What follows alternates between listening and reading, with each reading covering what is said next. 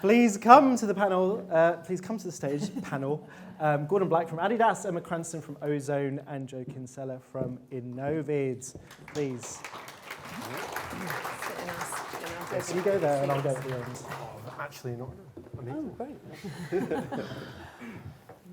Which is good because now you're sitting in front of the screen so people can't see who you are.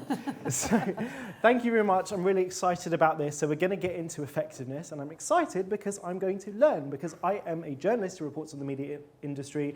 I am not an effectiveness expert. I am not a media planner. So I'm going to be asking lots of questions like, what do you mean? What does that mean? So please bear with me. And please, if you have any questions, I'm going to be looking out for you. Just, do one of those. I put on my glasses just so I can see you. But firstly, let's introduce you. So Gordon Black, you're from Adidas. Everyone's heard of Adidas. But what do you do? What's Director of Paid Media Measurement? Briefly, what do you do? Yeah, great question. So I'm responsible for making sure every euro is accountable. The job is to not hold back any of our media planning, but hopefully inspire it and just give it confidence. It's specifically about paid media because we have this other slightly complex world of, is it our product, is it sponsorship, with all of that, which has to be accounted for within my role. But it's absolutely kind of just, the purpose of measurement is essentially giving the business confidence to do cool things. Great, we like cool things. Emma from Ozone, explain for the benefit of anyone who doesn't know, what does Ozone do? So Ozone is a premium platform, and it's made for brands and produced and made by publishers.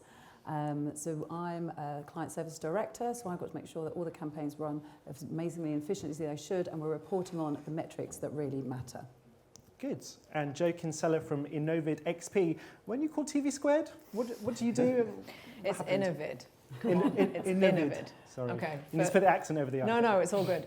So for those of you that don't know, TV Squared was acquired by Innovid in February of this year. So previously, you may have seen me sitting on stage, slightly less branded, and I'm happy to see that Mr. Adidas, I live in America, I've lived there for 16 years, so forgive me if I say Adidas. But I also want to point out that I did sync my shoe colour with the brand of media. Thanks very much. I think that's an important point. You guys can laugh if you want. Is everyone asleep? Let's get some energy going, Omar. Thank you. Of course, it's Adidas, Adi being a nickname for Adolf, and good thing they didn't name the company Adolf Das. Anyway, let's talk about effectiveness, not that. So, what I want to ask you, are we getting better at advertising online? It feels like with the fragmentation of media, because audiences are more distributed across different channels, things can get quite expensive as we try to reach people. So the outcome suggests maybe not, but tell me why I could be wrong. Gordon, do you want to go first? Yeah, please. Definitely. We're definitely getting better. But with that comes loads more pitfalls. There's more opportunity to be worse. What a rubbish answer. But honestly, like the opportunities available to you to kind of be able to set something up, to be able to test and understand is it working, has come on so much. That we learned this morning, just how the growth in digital has continued. Everyone's using it, and there's so many different ways of using it. Therefore, you can't just say, let's do some digital advertising. We've now had long enough to understand some formats that really work. And it's kind of allowed us to do some great stuff. Okay, when you say great stuff, how do you measure that? How are you actually defining success? Yeah, brilliant. The thing that excites me most, the reason I think we've been successful, is the language has moved on from understanding paths of journeys. It's everyone's talking about cause and effect now. I want to say a big thank you to the media and their coverage of Amber Heard and Johnny Depp's trial, because it got everyone discussing the difference between correlation and causation.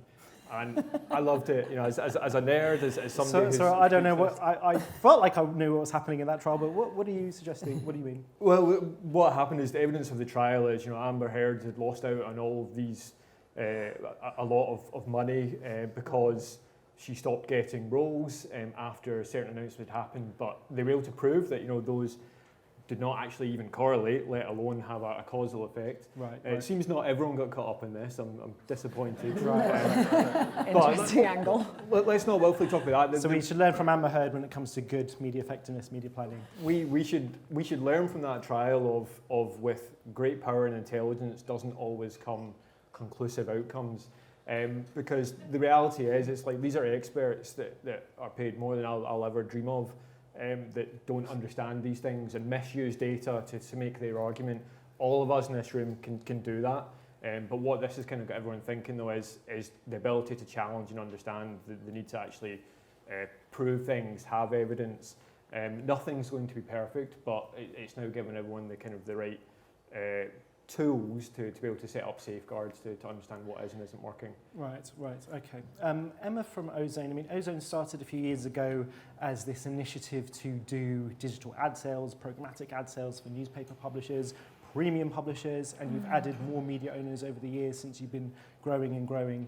So over that time, how have the success metrics changed for you? And what did you wish you knew maybe 5 years ago that you could tell your future before self today? I think the way the advertising market has evolved and developed is fantastic, but unfortunately the metrics that we measure with haven't necessarily developed at the same time. And at Ozone, what we try and do is trying to educate people on metrics we should really be focusing on. Sometimes we get so caught up in relying on old ad tech metrics to kind of report on campaigns, but as we know, every single impression is different, and we should have different metrics to measure it. So what metrics should we throw in the bin right now? So click-through rate?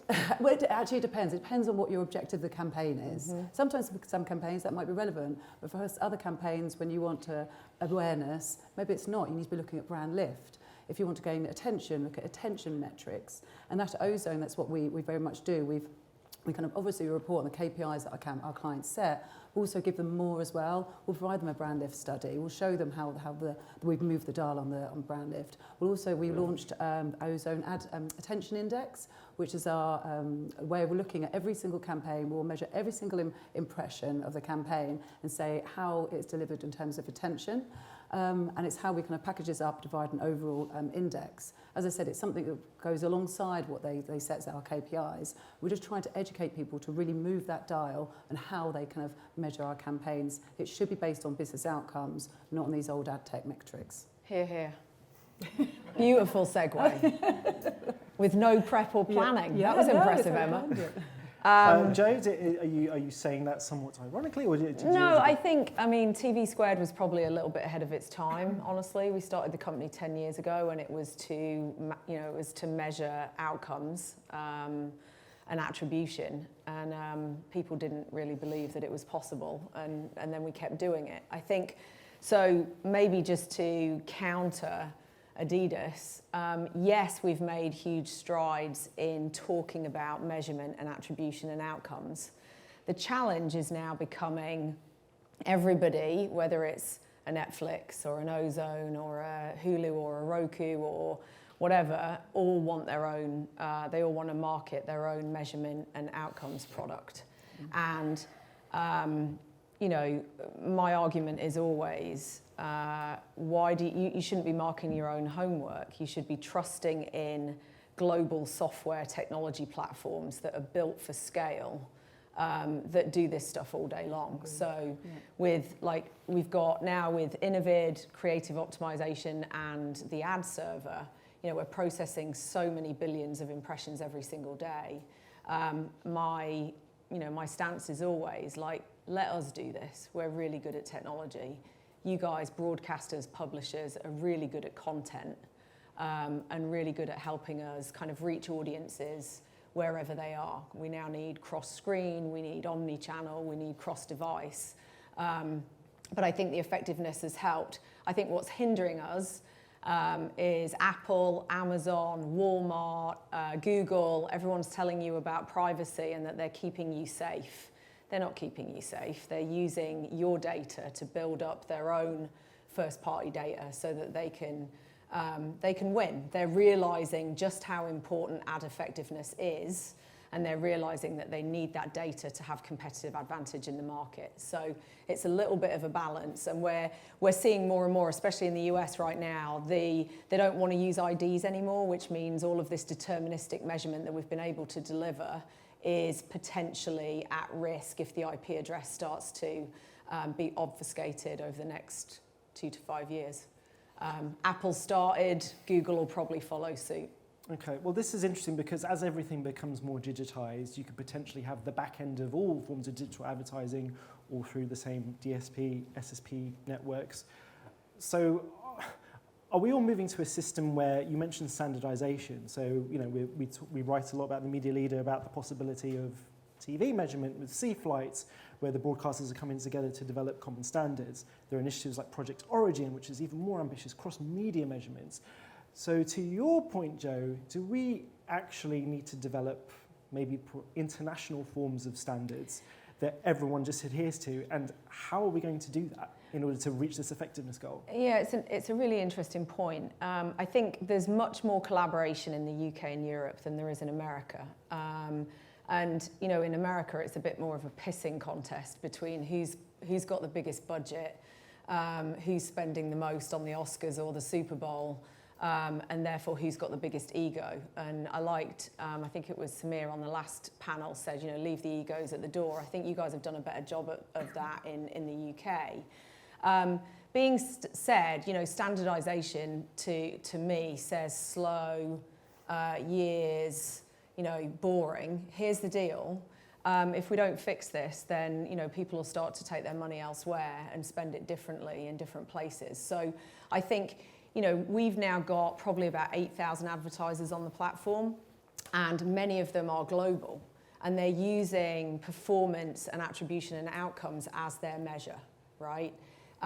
Yes, they can count, they can understand how many impressions got served, but it's really about what was our return on investment and giving them the power to say, what KPI do you want? We're not going to stipulate a KPI. We're going to ask you, Mr. Brand, what's the most important thing for you? It's a good point. Let's ask Mr. Brand. Mr. Brand. As you are here for known. Branding on point also. Yeah. Thank you I did notice. Yes, three-stripe hoodie. Do you see that as Joe sees it in terms of, do you really, one of the questions I had for you was, you know, if you could wave a magic wand, what's the one thing you would change about effectiveness? Is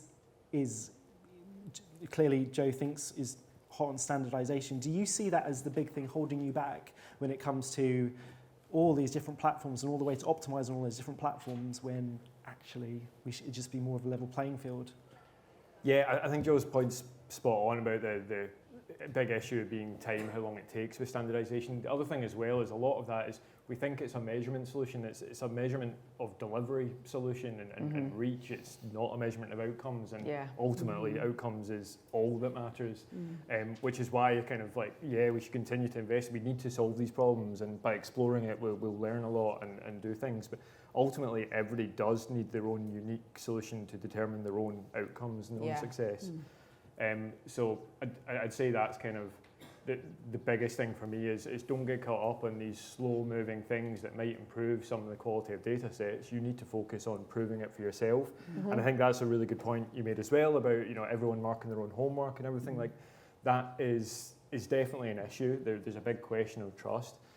You do need to have something that you are confident of, and really that is just the transparency of the tests that are being done, understanding the limitations of the tests that are being done, because when Meta, Google, you know, mark their own homework, it's with very robust tests, sometimes transparent, sometimes deliberately confusing, so you think you'll just agree to it, but mostly, you know, very good and very robust, but even that's within a closed system. It tends not to be full outcome measurement, so you do need to invest yourself in actually being able to judge your own outcomes, which earlier, one of the sessions, a lot was talked about of the rebirth of MMM and people relying on things Media like mix modelling, is that? Media mix modelling, econometrics, marketing mix modelling. Like that is having a renaissance, but it's only having a renaissance combined with the current developments. You combine it with what you're doing from a test point of view, what you're doing from a planned uplift, being able to measure the brand KPI uplift, calibrate that in your MMM to get your long-term effects. when I say things are getting better, they are, but it is really complex to navigate. And a big MMM commitment. takes so long. Like Too long. Our advertisers are making changes in flight, right? They're, especially on the CTV side, they're looking at optimization and saying, okay, this creative didn't work, or this program placement wasn't good. We're going to move it, and we're going to move it this week, not we're going to run a giant model and wait for some post-campaign reporting. You know, again, like it's the instant gratification generation that we're now part of. And certainly, you know, my 13-year-old daughter watches YouTube and TikTok, and we need to be able to move that quick, even if it's tied to outcome. It's not just about unique, unduplicated reach. Yes, we want that too, but it's about, did I sell more product? And if this streaming platform didn't work for me, where else am I going to go with my dollars? How else am I going to spread out my inventory to be most effective? Emma, you were nodding just then. Let me play devil's advocate to Joe's point just now. Maybe that works in terms of needing to be real-time, always on for certain forms of marketing, but maybe it doesn't for other forms. Do you think it's actually incumbent on maybe agencies, media owners to push back on that demand from maybe advertisers that's growing and growing, will be always on instant feedback?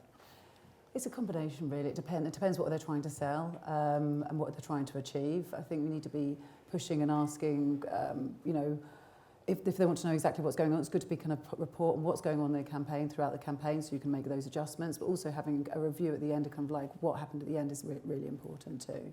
But I think it's a combination of the metrics that really matter, like using, you know, not just relying on kind of click-through rate, but looking at the holistic view, looking at brand uplift, looking at sales, looking at attention, because maybe it's not a case of you immediately want to sell all the products, but you're building a wet brand awareness, so attention might be really important then. So it's looking at what the outcomes are and the metrics, so the combination of the metrics within that. And it's got to be linear and digital. It's got to include linear TV, even though we know it's going away eventually. Yeah. But maybe not as quickly as... Any broadcasters in the room? Sorry. You mentioned Mr. Jeff.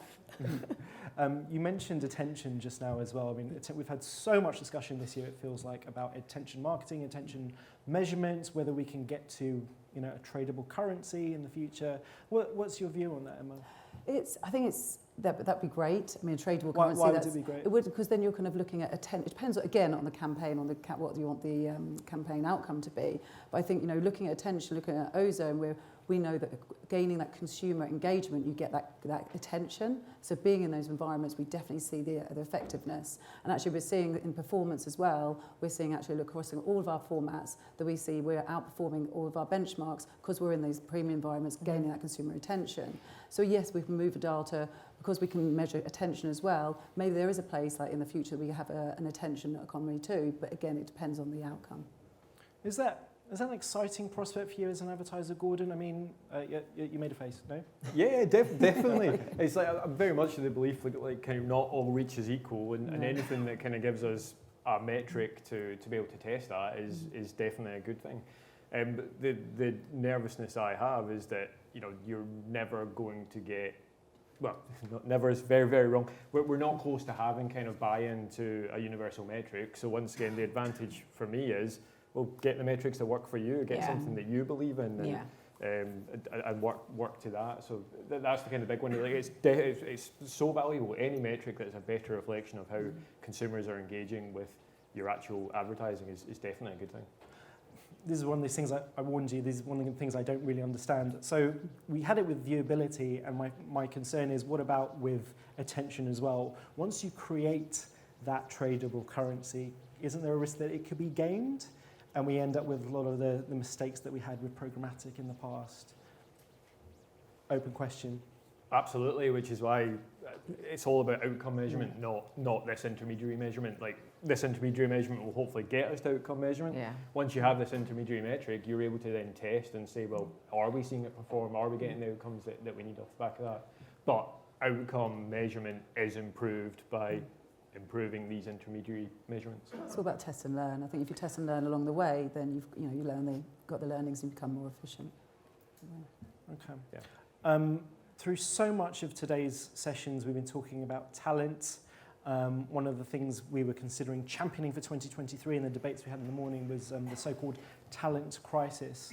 And obviously a big part of that is effectiveness and interpreting effectiveness, whether you're at buy side, sell side. As talent become, we mentioned about optimizing for different platforms, do you think that talent's become too specialized? And that actually, as we looked at, we began the conversation by talking about needing to take a holistic view, but actually we've got too many specialists looking at too many platforms and isolations and not enough generalists who are able to look across the entire piece. Joe, what do you think? I think it's about companies making decisions to buy, build, or partner, right? And again, I feel like we've gone into this place of, now there's so much data available, we all want to be data scientists. Not me, to be very clear. My CTO is in the room and he's probably covering his eyes right now in horror. But Blair and I were talking about it earlier, and it's like, just people need to use Excel and be able to interpret the numbers, right? And they need to work closely with an agency that gets it and can have a powerful conversation about how do we change this buy to meet the needs of the advertiser. And I think we make a lot of noise in this industry, don't we? We love just talking about all this stuff rather than just taking action and trying it and having a go. And I think, again, back to the point of walled gardens, it's like everyone is now hiring brands as well, like data scientist teams and everything else. And it's like, well, like your job is to make, Adidas's job is to make fantastic sneakers. Oh shit, sorry mom. Trainers, and partner with Stella McCartney and do cool shit like that, right? And broadcasters, make great programs and great shows, and same for streaming platforms. And I think what we've done is we need a new measurement standard, we need a new currency, and now everybody wants to talk about that. And one of the things I said at an event last week was, you guys make content and let the technology platforms of the future solve for, the metrics that you guys so desperately need. And I think on the talent side, you can go too far the other way, right? Where you just hire giant teams of data scientists. And it's like, if you've got the right platform that serves up the right metrics, that services the right KPIs, you shouldn't need to hire data scientists. You need to work with people that can interpret that data, sit down with the client and say, spend more here, spend less there. Emma, what do you think we just heard? I think it's a combination, finding the right combination of specialists and generalists. It's, you could say a generalist is quite good because it pulls everybody together and they've got that holistic view of kind of effectiveness across all the specialists. But the specialists be able to push back and say, no, these are the measures that we need to be using, and kind of have that knowledge and that depth of knowledge that a generalist might not have. And I think it's up to us as an industry to kind of help educate both of those people, the generalists and the specialists as well, so they're skilled in both those areas. So I think it's important to have both, the right combination of both. Right. Gordon? And I love this kind of everyone wants to be a data scientist. It's exactly that. You kind of, for measurement to be successful, you've got people at generally two ends of the spectrum. You've got purist analysts and sometimes data scientists, and then you've got consultants and storytellers, and you need the combination of the both. It's not even as simple as balancing, have some people with these skills, some people with these skills. You need the combination of them both to actually be able to kind of make decisions, because the purest data scientist analyst will produce you a model that's really robust and concrete, but probably absolute nonsense, or hasn't considered this, or hasn't considered what's relevant for you. The consultant, the storyteller, will know what you want to hear and will be able to kind of engineer a story that gets you there, but won't necessarily actually back that up with the robust story. So it's really challenging that the talent you really ideally have is pretty unique and special, and there's loads of great initiatives and there's loads of great training out there that is upskilling people, and we're getting people to understand it, but then there's more pitfalls along the way. There's to the specialist training, every partner has a slightly different test that they've coined themselves that you get trained up on, and you learn that jargon, and it makes it all very confusing. So for me, we've got two specialists. We need more people understanding a slightly level up specialism of the general principles of measurement, rather than getting caught up in really specialist knowledge. The one to watch out for me is everyone's now talking about causal impact analysis, which is causal effect. What is that for people who don't know? It's, to be honest, for me, it's the jargon is the new machine learning. When somebody will solve something for you with machine learning, causal impact analysis is a great in principle. It's being able to isolate, running tests, but being able to isolate what's actually caused the change by running a model saying what would have happened otherwise. Does it pass the sniff test? Just everyone make sure you're thinking, do I actually believe that this is making sense? Because there's a good chance that that model could be redeveloped in a different way and give you a completely different answer. You really need to check that you're asking the right questions to be able to kind of have any confidence in the outputs coming out of these things. Right.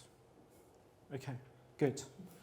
I'm gonna open it up to the floor. Hopefully you have some questions. Oh, we've got loads of questions already. I was gonna do a filler question, but I won't. So, he said he was going to ask me a question. Don't ask Jeff Eales from Sky. Don't give him the mic. We've got 2 questions here. I don't need a mic. No, that's true. We've got we've got 2 here. See, I knew this was So I going can to speak nice and quietly now. Oh, okay. So fascinating discussion. So this is Jeff Eales from Sky. I don't know whether to be very, very nervous or very, very happy, because I think you've described a world where I could just pile you tons of data without any standardization on it. Provided it works, I get some money. I think that's what you've described. It's not entirely the world that I thought we were in. I thought we were in a world of brand safety, standardization, making sure the data was correct, and making sure that we tend to do everything the same way so we can be judged the same way. So I'm kind of split between 2. I think you're erring on the side of chaos as opposed to on the side of organization. Where should I be thinking? I think well, Origin has obviously been taking a few years, but it's definitely taking pace now. And I think this is a good example of kind of like standardization across both display and digital as well, really bringing together digital and broadcast media. It's definitely taking place, and there's going to be tests next year. So I think Origin will definitely help give that standardization framework. That's not going to necessarily replace like the Barb, the PAMCO, the ISBOS, but it's just going to underpin it to give us that, you know, all of those different specialist industry measurements will just get better and richer, and we'll all have that kind of standardized framework which we can all work to. So for me, I think that we are going in that direction, and it's getting there. Does that answer your question, Jeff? Well, sort of. Seriously, I mean, the difficulty is that's exactly the position we're in, and we just probably need to back both. Yeah. Yeah. So because we've got to get on. I'm with Joe. You know, time is pressing. Oh yeah. We need to get on, but we also must. I don't think we should forget where our roots are, which is doing things correctly and making sure that the viewer experience is safe. Yeah. And I think it will come down to the advertiser, Jeff. So I think in a lot of cases, you know, we see advertisers wanting to own the relationship with the measurement company. They want to own that in case their agency of record changes. You know, they want to make sure that they have the history and everything else. But I think it's a balance between, we're going to have direct-to-consumer advertisers that want to race ahead, and then we're going to have brands that actually move more slowly.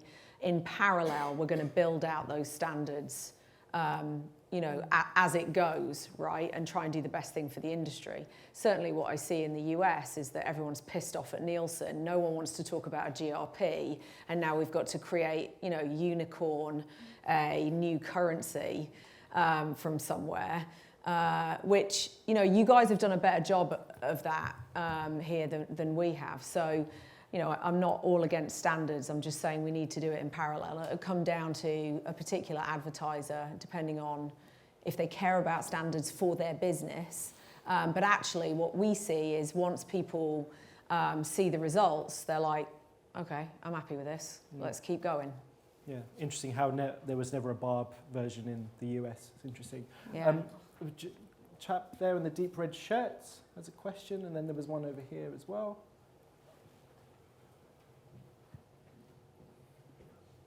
Thank you for that. I'm Jonathan Greaves, Sky. An old Insight director once told me that the standards that you would have in academia are not the same standards that you'll have in media. What's your view on trust in terms of your area, in terms of trusting statistical significance, and how you compare that against standards that you have in other forms of statistics? I'm going to give you a quote from my CIO. All models are wrong. Some models are useful. Yep, completely agree. But also, like, the academia analysis is actually often less robust than the commercial analysis that we agree do. with So that. it's actually quite often the opposite way around. So that's the other thing. Is kind of the standard is not the assumption that you'll get people that are shit hot in academia and in education. It is quite the opposite. The access to data that you can have in the commercial world is much stronger. But you will be producing something that's wrong. Just how wrong are you comfortable with? And don't let perfect get in the way of good enough, right? If it's moving up until the right and you're selling more shit, just keep going.